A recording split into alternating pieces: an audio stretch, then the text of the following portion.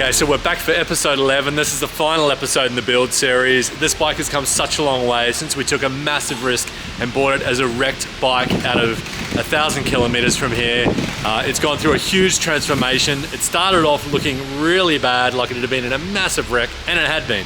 And now it looks like this. It looks absolutely sublime. So this episode is all about performance. We're gonna go in, it's gonna be performance tuned on the dyno. It's in the dyno at the moment, so we're gonna get those results pretty soon. Stay tuned, it's gonna be epic. We've got a few things to go on this. We've finally got the last couple of little rubber bungs that go in the back lights bulkhead. So they can go in and just stop the back light from being wobbly.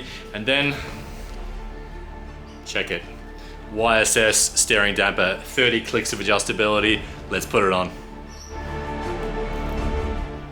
So once I've removed the top bolt and the side bolt out of the existing damper, it's pretty easy. The whole thing just slides right out. You just got to make sure you don't drop the spaces for the bolts down into the fairing. And don't worry if it's back to front when you get it in the box. If it's right to left or left to right, all you got to do is remove the clamp off the damper, twist it around, face the other way, and then clamp it back together again. Make sure you lock tight the two bolts. Use the hardware, so the spaces from the original OEM damper to the best of your ability, and put it back together.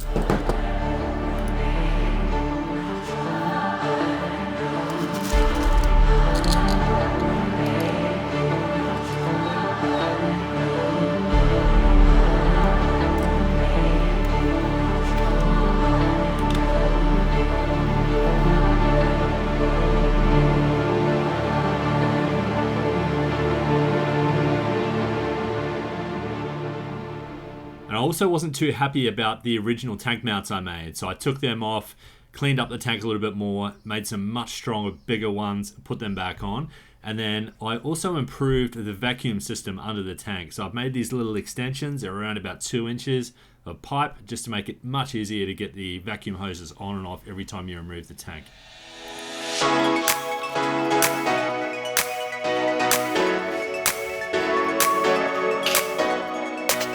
Something else I'm super excited about and I've been doing behind the scenes is getting my V4 ready for the track. We've done one track day on it so far and it's a weapon. So taking all the road gear off it, slowly putting new track gear onto it, and I'm slowly going to transform this into an absolute beast.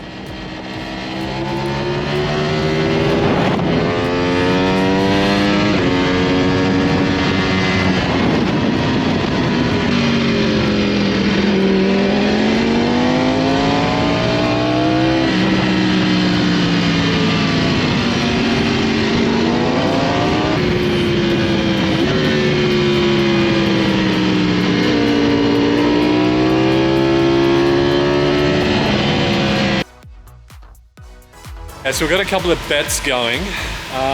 What were your thoughts? 145 for me. 145, that's 145 at the wheel, not 145 at the crank. So what would that translate to at the crank?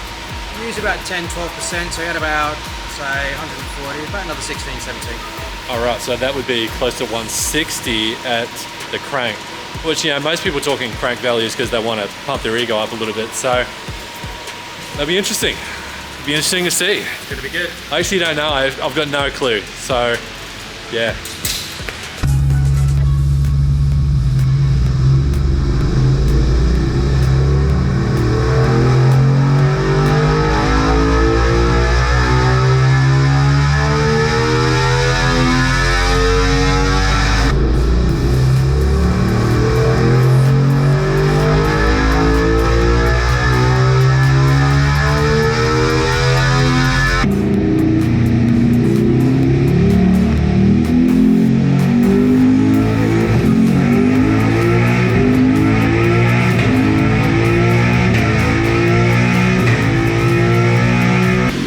Time for the final figures. What do we got? Started with 142, finished with 151. Oh, nice. For a V2, pretty good. It's a massive dip down low when you first got on the throttle. Yep. And then we've picked it all up from 7,000 onwards. Yeah, sweet. That's awesome. That's 151.28 at the wheel. So when most guys are talking, they're talking at the crank. So realistically, this is what's the ego number of this? 165? Add another 10%. Another 10%. 12%. Yeah, that's pretty good numbers. Awesome. Great work. No problems. Thanks, man.